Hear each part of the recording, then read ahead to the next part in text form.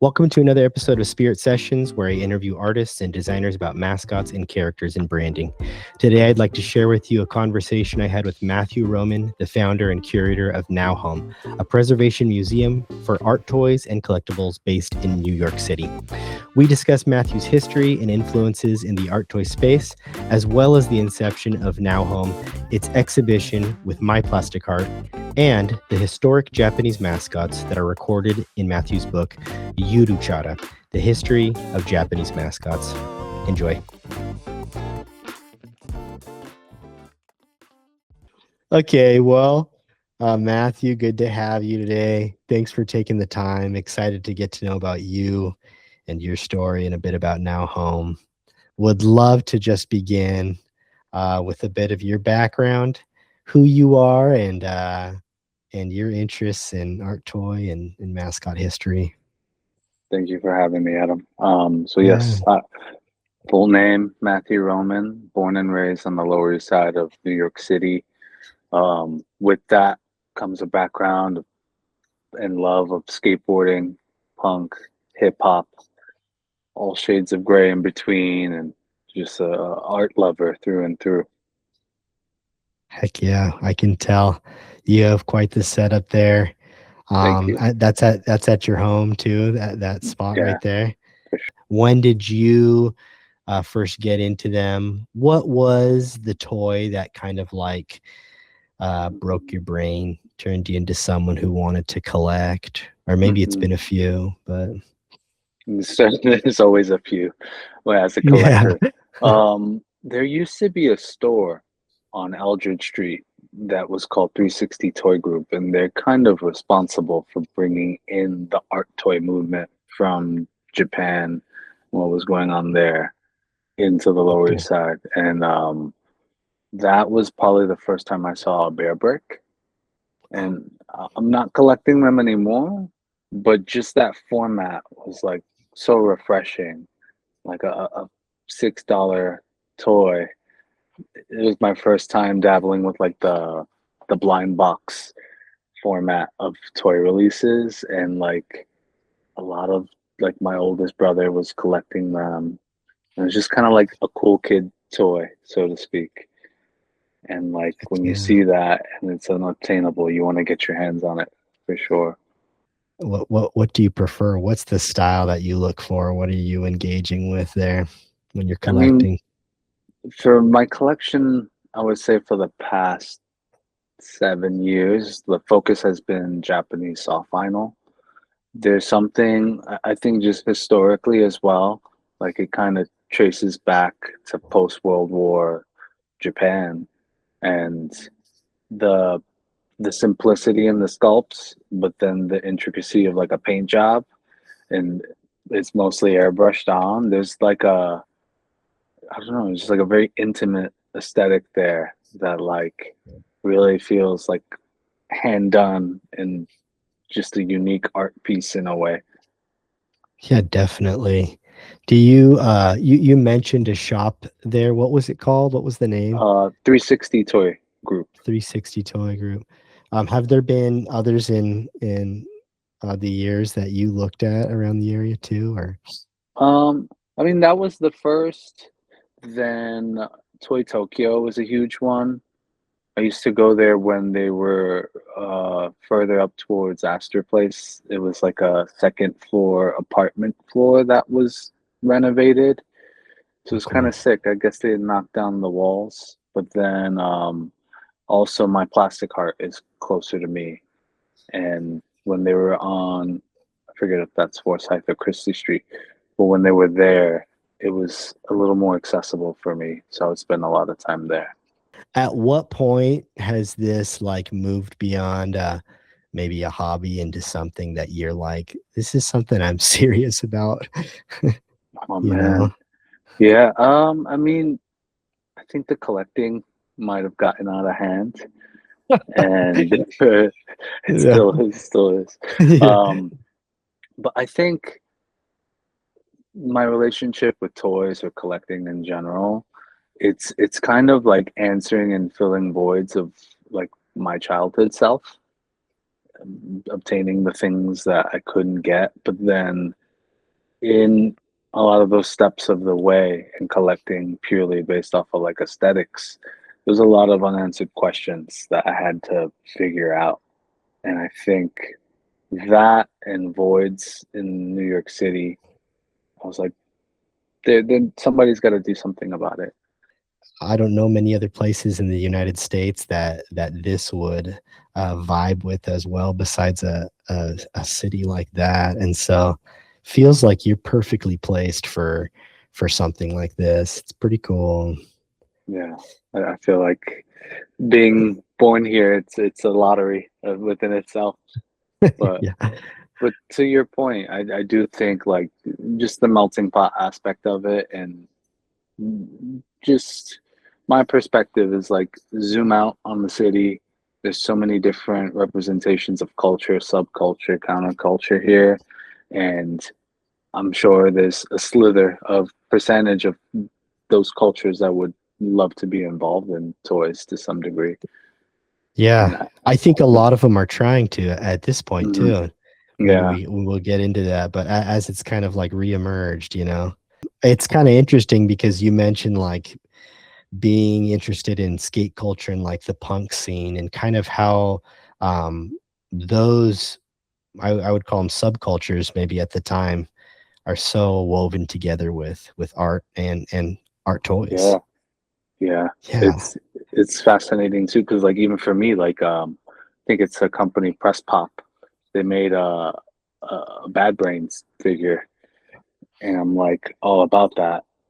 I know social media has probably changed a lot of this. Are there collectors online that you look at or associate with? Absolutely. I think for I want to say like a good 3 to 4 year stretch, I was focusing both personally and for now home on like just Japanese wrestling imports, and that community is pretty sick, and it's small but it's grown, and it's cool because like you're just making friends on the internet. Some of them I've actually like had over to my place based off of just how strong that chemistry was. And it's kind of like a each one teach one mentality. We're sharing resources, sharing unreleased photos from like toy magazines, and then the hunt begins to try to get your hands on like a prototype. It's crazy.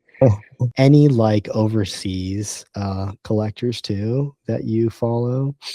I would say more overseas artists, Oh, but they're collectors just as well. I mean, I follow a ton of really awesome collectors, and I think I'm really keen on seeing how like just innovation and like case display. I'm obsessed mm. with that. So more so than like the subject matter of what someone's collecting, I tend to like really obsess over how they're displaying. And Tell me more. What do you mean? well, I think the toy collector traditionally, like for decades now, it's like the IKEA Detolf, which is right next to me, and like Billy Bookcase, and just through the internet, whether it's United States or beyond, like just seeing how people repurpose a fish tank, or just not so costly, innovative ways to make their collection like a museum-esque display. That stuff's like super inspiring. It makes me want to like get my hands dirty in here. Man, that's an interesting point. Not just the toy itself, like the hunt for that toy and Hmm. like that community involved, but like the display, the showcase, how it's presented is just as valuable, just as intriguing. It's great that you have the piece itself, but really how it's presented to the world is almost just as valuable. How people are seeing it, how you take care of that. You mentioned the bear brick. Is there any others that I don't know you'd care to share with us? I got a couple at arm's reach. Uh, Okay. I think this one is very important, so I'll grab it real quick. But um, Rich, I believe it's Rich I can't pronounce his last name. It's like Montanari.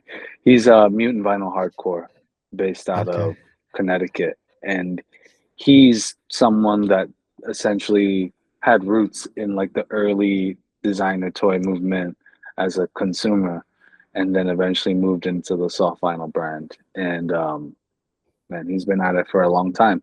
And I was able to connect with him finally after being a fan of his work for a long time at Five Points Festival last June. And that's how this came to be for the Oh, Yuru-Chara exhibit. So oh this is yeah, sick. Ochari-chan. Yeah, this is the three-eyed rendition of Sato-chan. And this is one of six that he had painted as an Oh, addition for the sick. Yuru-Kara opening. What's very popular in the independent soft vinyl scope is very much kind of like doing reinterpretations of the motif and like just playing around with like certain iconography. And it's cool too because like to a degree, like I don't collect as much vintage as I would like to because the price is through the roof. Yeah. So in a sense, a lot of what these artists are doing are like breathing new life into it, and it's more affordable than getting the soft vinyl toy from the 70s. There's like such a DIY element to all of this, right? Like as much as there's collecting, there's a lot of makers there too. Hmm. Pretty Yeah. cool.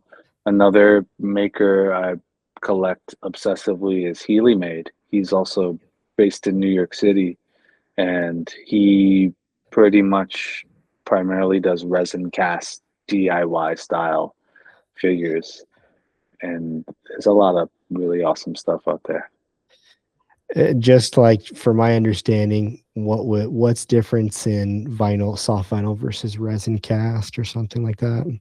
I mean, in terms of the figure itself, vinyl will be hollow, rotocast or slush mold, and resin is just primarily a hard plastic. And you can get very intuitive with like, articulation and more, I guess, color pattern through like hand mixing different transparencies. But I would say resin's going to Sick. be the more fragile for sure. So this is the Great Muda made by Metacom Toy, a part of their Sick. Sofubi fighting series. But this particular one was at a Beams pop up in Mm, Japan for his retirement tour. mm. And shout out to my wife. We were able to get a connection in Japan to go there Yeah. and get one for me. So Whoa, dang. Yeah. They I'm tracked it down holding for on. you. Yes, Oh yeah. pretty. That one's one of my favorites for sure. If you are a first timer hopping into this, where does someone begin getting to know? How do Oh, you pick up all the history? I mean, I think whatever that initial exposure is that gets you interested. If you're like, even for me, what really helped me, I guess, become more obsessive as a collector was definitely like the Kid Robot days. And I remember just searching online for release dates for like a particular toy that I wanted, and through that stumbling upon what is it? It's like a public forum online called Skullbrain. I think it's skullbrain.org, and people are still super active on there. And I guess the internet is undefeated. And that was back then. That was like 2006, 2007, where I was first discovering those forums. And then just, I still do this to this day when I like discover something or an artist. I'm going back all the way to the beginning on an Instagram or searching to the last page on a blog.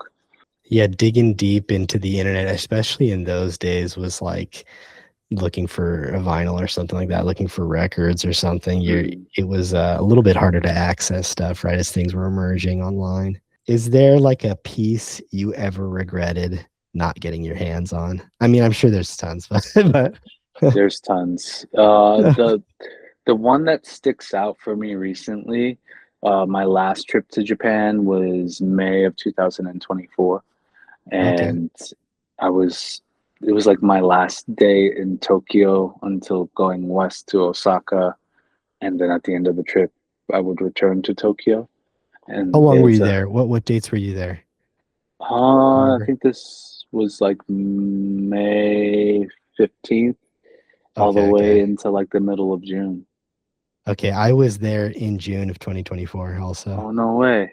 Crazy. Yeah. That is crazy. Yeah, yeah, yeah. Okay, sorry. Keep going. No, that's okay. We'll have Cross to paths. exchange itineraries in a bit. Yeah, yeah, yeah. Um, but in Akihabara, there's a store, Mandarake Koko or Kuku.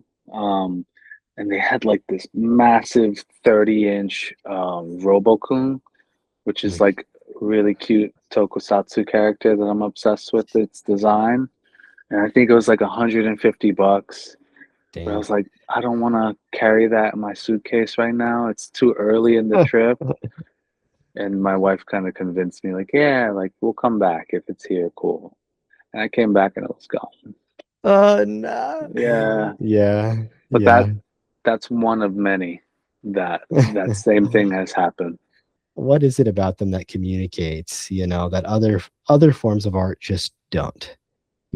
What is it about these that they're doing that other art forms don't? I think it's a trifecta for me because there's an emotional response I get from like holding a toy in its packaging, and that element leans heavy on like graphic design, package design, and like I'm a hoarder at this point. I still keep my cardboard backings, and like I have Yes. header cards for soft vinyl toys because it's like it's a full deal. But Yeah. then once you open it up, I mean these can go in either order, but there's the sculpture itself that I think is like, and like I have memories of a kid like having like one of my first wrestling ring toys and seeing the wrinkles of a ring canvas and like just being obsessed and wanting to actually touch and feel each crevice and just be like, oh my God, like this thing's awesome. And then the paint that goes on top, especially particularly with the art toy because they are like essentially small run toys. They're reusing that mold constantly, but just remixing all these different colorways.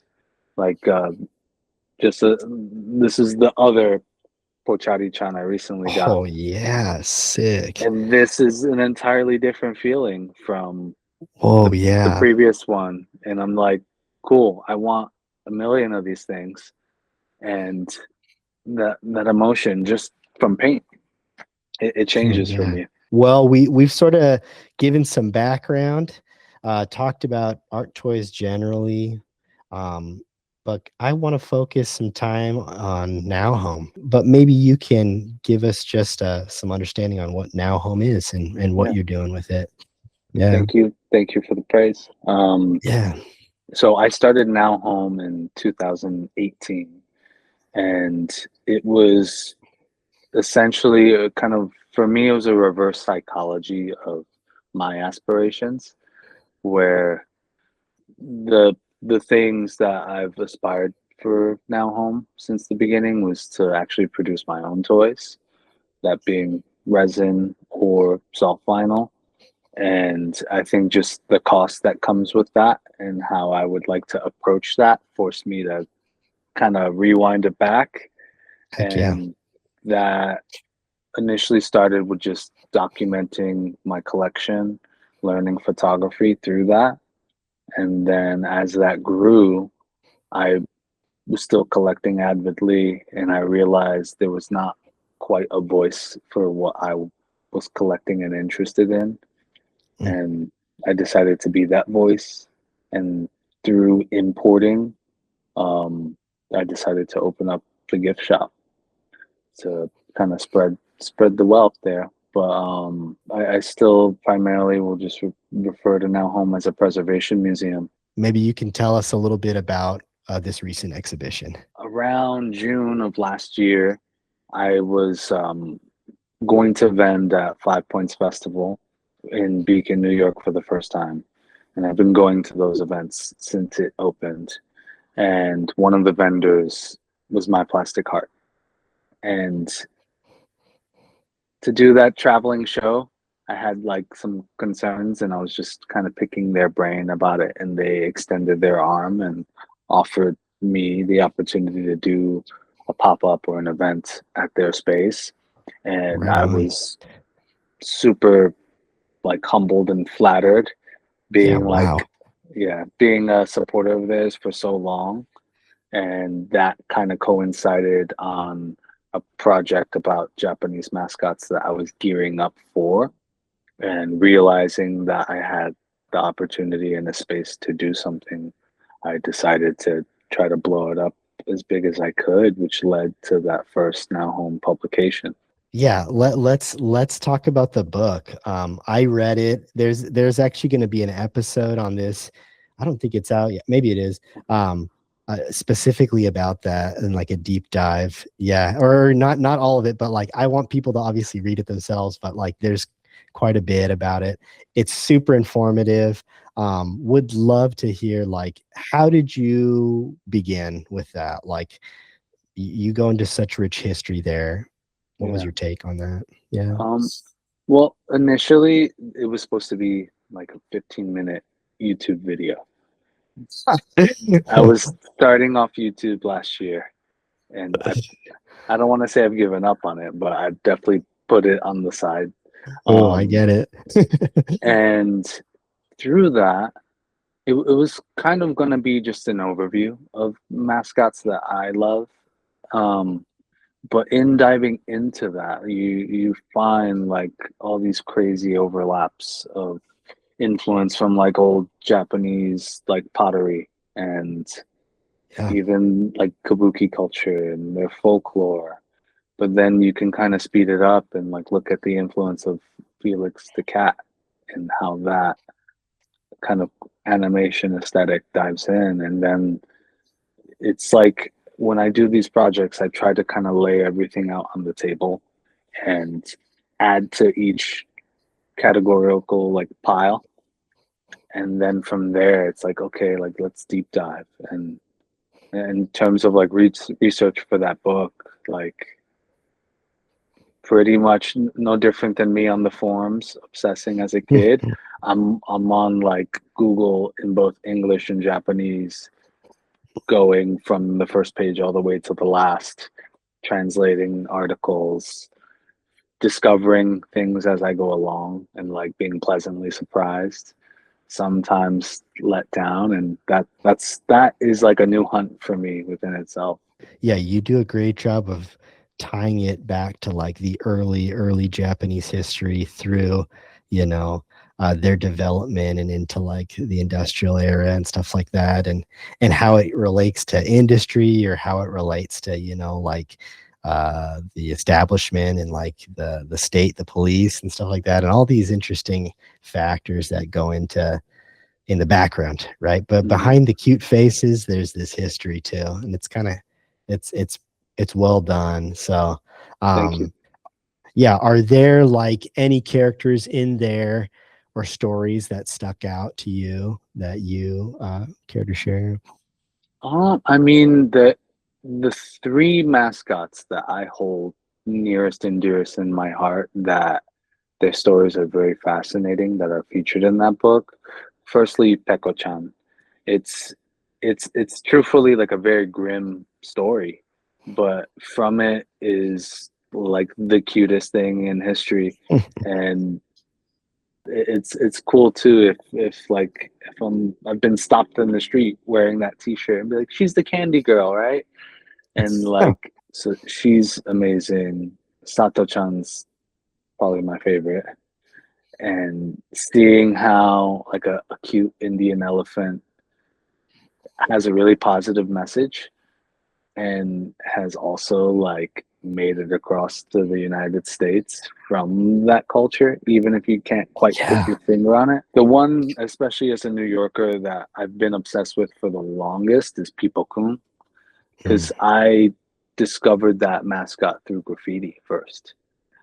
And you just seeing it and you're like, whoa, what is this? And then like I don't recall where or how, but you find photos of like those street signs promoting like crosswalk safety, and that one really opened up a can of worms for me and wanting to really like deep dive and understand more. And ironically, it all comes back into art toys because what was that, 2009 or 2007? Cause did his rendition on it, former graffiti writer, and it's like these histories keep having an ongoing conversation. That's where I saw People Kun for the first time too within graffiti culture, and like not knowing like where to place it initially. I'm like, I feel like I keep seeing this, and like, and so it was cool to kind of get the background on that in your in the book, and like kind of the interesting history that goes along with that too. You know, makes so much sense where it's at now. You know, are there any mascots that didn't make it into the book that you So would many. mention? There's a lot of mascots that didn't make it into the book. A part of that decision was to allow that book to just kind of be a digest, and Mm. then also to potentially return to that subject matter at a later time. But I think one that was teased at the end was like the QP doll, which is QP mayo. If you haven't had that mayo, it's amazing. Looks so Um, great. it's so good, so So rich. good. But like that's probably the first mascot that got like international fanfare from its toy craze. There's Domokun, the kind Oh of, yeah. Domo, yeah. yeah. Yeah, that's Uh, huge. those are two that like I'm a little bummed I couldn't squeeze more of in the first book, but then like Yanbo Marpo, they're in the book as just as they're photographs, but they're like basically a farming agricultural mascot, and they kind of they refresh the mascots every couple decades. And at the time that I was doing that book, they kind of like went off and modernized it to the point of like it's unrecognizable from the original. Oh, okay. So that timing would have played in well, but there's a long, long list of mascots, including like the Yuru-Chara pricks, like the actual festival that happens in Japan. That like, Oh, yeah. yeah, it's like a It's bottomless pit. endless. Yeah. Yeah. It's a good thing. Just Mhm. enjoy it. Okay. I'd like to just chat, I guess, with maybe our remaining time here, just about again more mascots in general. And like I guess when I say that, I'm referencing art toys also or Japanese characters in general, Mhm. but sort of as an umbrella term, mascots, you know. But um I think that there's like such a connection to them that we have. Why do you think people, why do you form such an emotional connection with mascots? It's interesting. I think there's something, especially as a foreigner to Japan, where you're embracing these things based off of aesthetics and just character design. And I also feel like Japanese mascots are designed with the intent for them to be manufactured as toys or being plastered on products. Um, and there's kind of like this classic design that resonates with like any lover of cartoon animation, whether it's Japanese anime or more American classic animations. Like I will always go back to Sato-chan, where it's like smooth edges, round shapes, but then just a charm and a smile. But then also it's like it's an orange elephant. I think they also dare to step away from what tradition says it would be or should be. And just the reason why I'm always going back to Sato-chan is because like you have the entire MLB roster represented in Sato-chan, Yeah, yeah. but there's also like Dr. Sato-chan as a figure. And then there's like I have one boxed away, but I have like a black belt version of Sato-chan, like a karate style one. And there's something for everybody in these mascots. And like no matter your personality, no matter what demographic you fall into or what you're into, I think it resonates really well just through like simplistic but timeless design. I think that maybe you answered my next question here, but yeah, specifically with Sato-chan, like how it's its variety, right, is so appealing. Like you mentioned just like the aesthetics and like how they are um so different as a foreigner too, seeing those things for the first time and then seeing them with like a Dodgers jersey on or something like that is um that like pairing is Hmm. appealing, feels good. It's Yeah. relatable and it's like abstract at the same time, Hmm. but it's also cute. It's not like Yeah. it's disarming. Yeah, man. I like that series. I like how you touch on that in the book too, how they get Hmm. into baseball. Pretty Yeah. historic. Through like energy drink sponsorship. That and it's cool too because like when they started, they had the traditional baseball style mascot suits, so that you could find photos of Sato and Satoko-chan like going through like the Yankee Stadium, and it's cool and it's nice to see like the embrace not just from the Japanese. I think a lot of Yeah. people want to be a part of that fun. Do you think that like there is something that like makes a successful mascot? Absolutely. I think it boils down to I don't know the terminology, the proper graphic design Sure, terminology, yeah, dude. but it's just it's got to elicit emotion to some degree. But then, in my opinion, and also this kind of went into designing my mascot. I don't want to say moral, but like it should be inclusive for people of all walks of life to just get into. But then it should play its role in its design to communicate things effectively, whether that's like a marketing campaign or purely just to be there to like interact with a child walking past a big fuzzy suit and just give them a core memory. Yeah.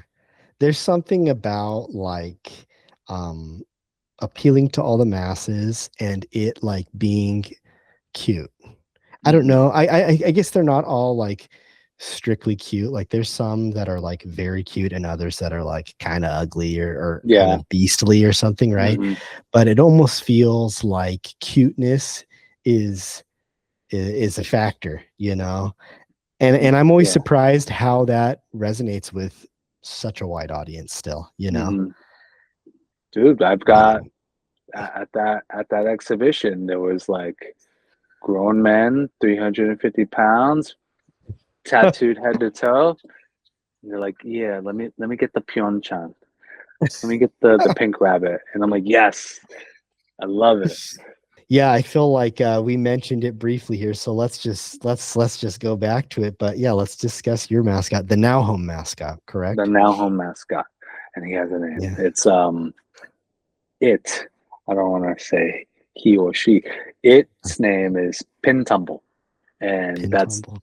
it's based off of a pin tumbler lock system. Oh, okay. Tell me more. Yeah. That started just me doodling. Like at the time I was working in the restaurant industry and there's a lot of downtime during slow shifts. And the notepads I was supposed to be taking orders on, I was just kind of drawing them out. And there's a lot of other mascot history or influence, I should say, thrown in there. Um, if you're familiar with Camacho, Hmm. or it's like an old Hollenbeck graphic. It's this fuzzy green Grinch looking character, but he's always flipping you off. That's I have it tattooed on me. I don't think I have anything to pull it in, but That's right. that was a huge influence on that mascot. Um, Sato-chan was a big influence. Believe it or not, Mike Wazowski. was a big influence on the arms and the legs. And I had hand drew that originally, I want to say 2017.